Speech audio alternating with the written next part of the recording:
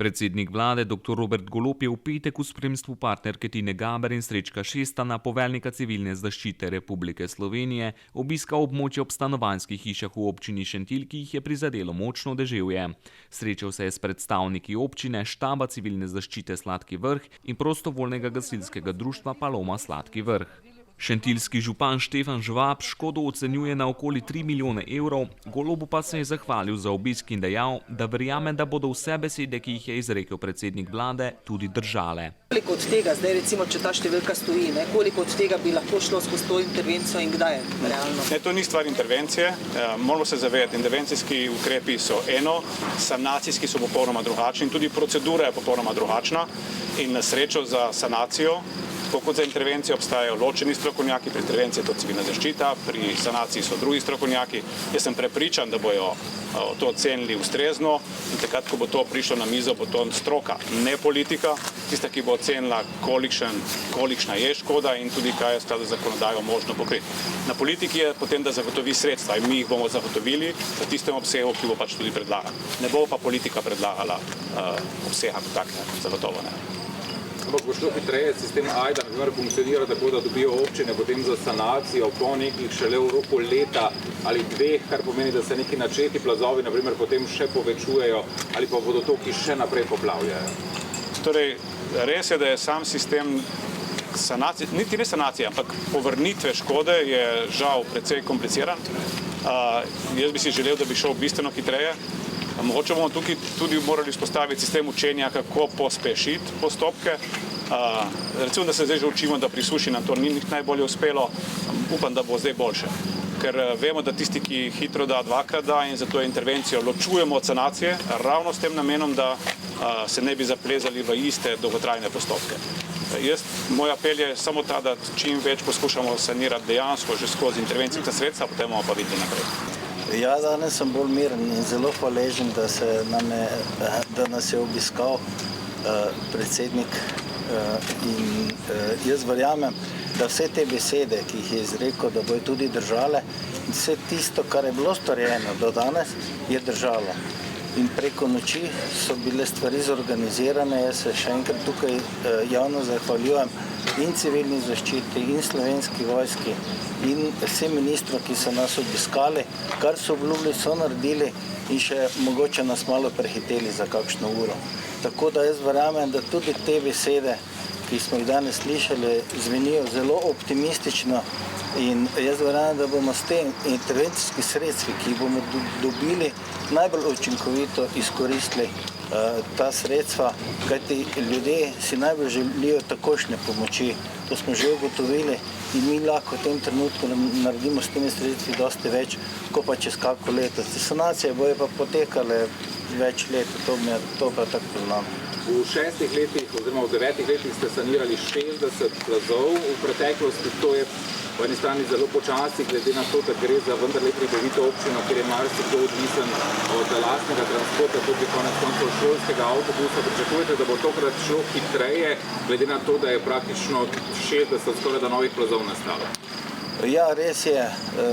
Jaz sem bil letošnje leto optimističen, da bomo ostali brez plazov, da jih bomo sanirali do konca. Žal se nam je to zgodilo, jih imamo zdaj na novo 70. Tako da smo zopet na začetku in jaz sem prepričan, da bomo te stvari znali hitreje tole urediti, glede na te izjave, ki smo jih tudi danes slišali. Od vseh pričakujem tudi, da bomo ta sredstva hitreje dobili in bomo lahko nadaljevali z sanacijo, kajti zavedati se moramo, da nekatere gospodinjstva še skozi nimajo dostopa do svojih hiš, ne moramo upravljati še prevoz otrok v šoli in tako dalje. Še polno izzivov nas čaka v prihodnosti in glede na to, kar smo do sedaj pokazali vsi skupaj, smo lahko optimistični. 6 družin je zdaj odseljenih zaradi nevarnosti porušitve njihovih domov. To je takšen bil podatek včeraj, kako je danes?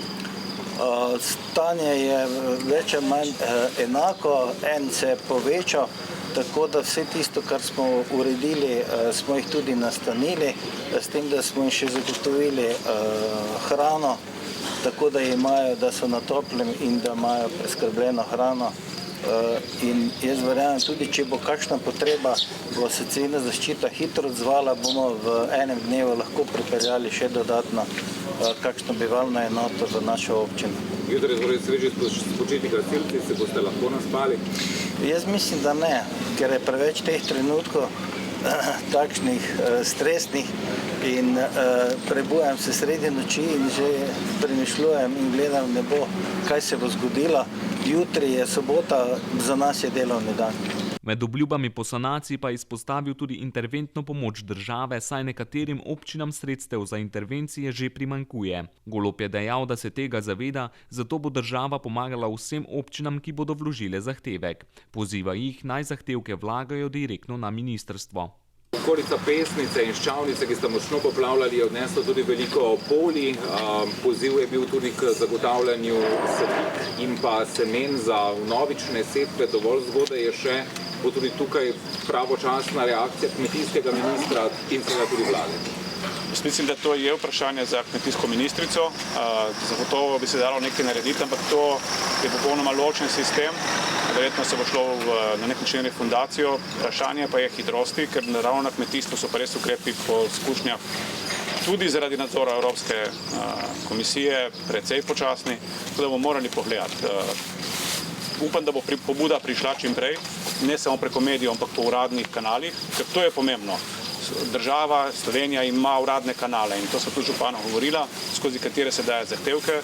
Medijski poziv lahko prikliče nas na teren, ampak še vedno moramo potem papirje pripraviti in pozivam v resnici v tem primeru oškodovane občine, da dejansko dajo te pobude direktno na ministrstvo in ministrstvo bo zagotovo ukrepalo.